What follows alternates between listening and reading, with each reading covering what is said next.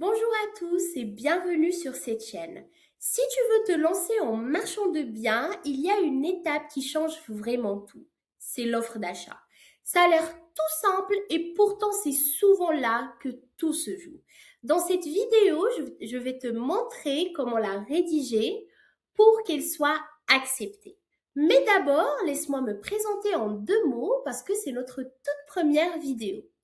Moi, c'est Marie Mamara, je travaille aux côtés d'Alexandre Petit, le créateur de la méthode CBC, Control Before Capital. L'idée de CBC, c'est de rendre accessible quelque chose qu'on croit souvent réservé à quelques initiés, faire des opérations de marchand de biens et de promotion immobilière partout dans le monde et sans apport. Le principe qui change tout, c'est celui d'ailleurs qui donne son nom à la méthode Control Before Capital. Autrement dit, on prend le contrôle d'une opération avant même d'engager le moindre euro. Sur cette chaîne, on va tout partager. Très concrètement, comment trouver des biens, comment les analyser, comment négocier et comment monter tes opérations step by step. Pas de blabla, pas de théorie inutile. Du concret que tu peux appliquer directement. Alors, si ça te parle, abonne-toi déjà, ça nous aide énormément pour cette première vidéo. Et on a également ouvert un compte sur Skool pour aller encore plus loin ensemble. Je t'en reparle à la fin. Allez, on rentre dans le sujet. D'accord? Alors, pourquoi je commence toute cette aventure par l'offre d'achat? Eh bien, tout simplement parce que c'est la pièce maîtresse.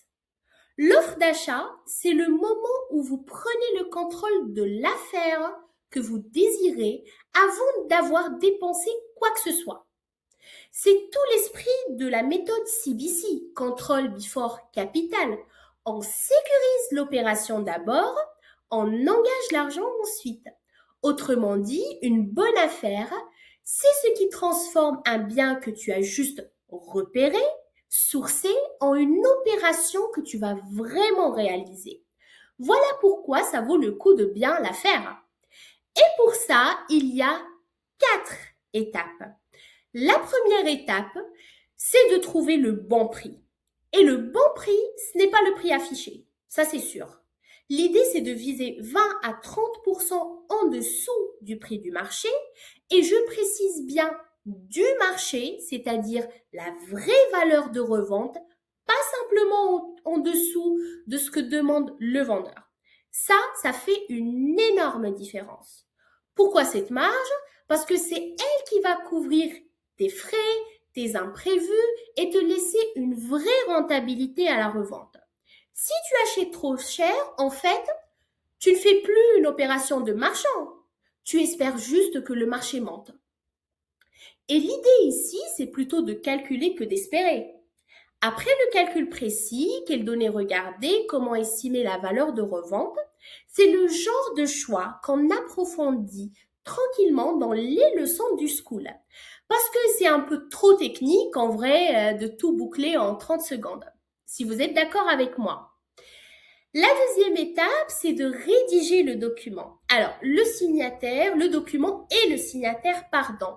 Pourquoi? Parce que une fois que tu as ton prix, on passe à la rédaction de l'offre. Et là, l'erreur qu'on voit très souvent, c'est d'envoyer juste un petit mail vague ou un message rapide. En vrai, une offre d'achat, c'est un vrai document. Écrit, structuré et signé de ta main. Pourquoi ça change tout? Parce qu'un document signé, ça te fait tout de suite passer pour quelqu'un de sérieux. Le vendeur va le constater et l'agent aussi. Tu poses un cadre clair et forcément, ça inspire confiance. Alors, il faut savoir quoi mettre dedans et comment le structurer et c'est justement ce qu'on détaille dans notre school pour que tu partes sur des bases carrées. La troisième étape, c'est envoyer avec une date limite de signature. Et celle-là, on l'oublie souvent. Pourquoi est-ce utile? Parce qu'une offre sans date, elle a tendance à finir oubliée dans un coin. Le vendeur va prendre son temps, il regarde ailleurs, et toi, tu perds un peu la main sans t'en rendre compte. Une date limite, psychologiquement, sur le vendeur, ça aide à provoquer une décision. Ça aide à montrer une exclusivité, à avoir peur que l'offre expire. Ça met un petit cadre et ça te place du côté de celui qui avance, pas celui qui attend. Et un petit conseil, ne l'envoie jamais toute seule. Ajoute quelques arguments. Pourquoi ton offre est sérieuse? Pourquoi ton prix se justifie? Et pourquoi c'est intéressant surtout pour le vendeur, de signer avec toi. C'est souvent ça qui fait qu'une offre basse est acceptée plutôt que mise de côté. D'ailleurs, je te ferai une vidéo entière là-dessus. Donc, abonne-toi encore si le sujet t'intéresse. La quatrième étape et la dernière, celle qui fait vraiment la différence, c'est faire attention à ne pas laisser d'erreur dans le document. Concrètement, il y a deux choses. D'un côté, il ne faut rien oublier. Un élément manquant et ton offre devient fragile, même voire contestable. De l'autre, il ne faut pas non plus en mettre trop, une clause en trop, une mention inutile, et ça peut t'exposer ou donner une porte de sortie au vendeur. Pourquoi j'insiste autant là-dessus? Parce que ce document, c'est celui qui te donne le contrôle pour transporter le bien. Et c'est vraiment la base de la méthode CBC. Bien conçu, tu gardes le contrôle de l'opération avant d'engager ton capital, ce qui fait d'ailleurs en tant qu'investisseur ou en tant qu'entrepreneur, réduire tes risques.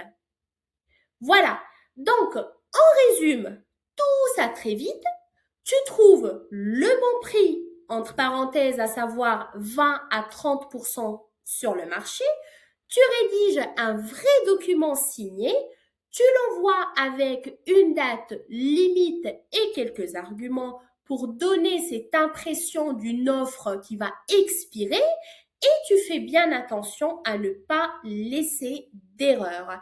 Avec ça, ton offre elle a beaucoup plus de chances d'être acceptée. Et si tu veux, et je le répète, si tu veux apprendre tout ça step by step, on a notre compte School. Pour commencer, vous avez un module qui est en accès gratuit avec des leçons pour poser les bases de la méthode. Le lien est juste en dessous de la vidéo. Rejoins-nous, présente-toi et on avance tous ensemble. Merci encore d'avoir regardé cette vidéo. Ça compte vraiment pour nous. C'est notre première vidéo. Abonne-toi pour la suite et on se retrouve bien sûr très vite. À la prochaine.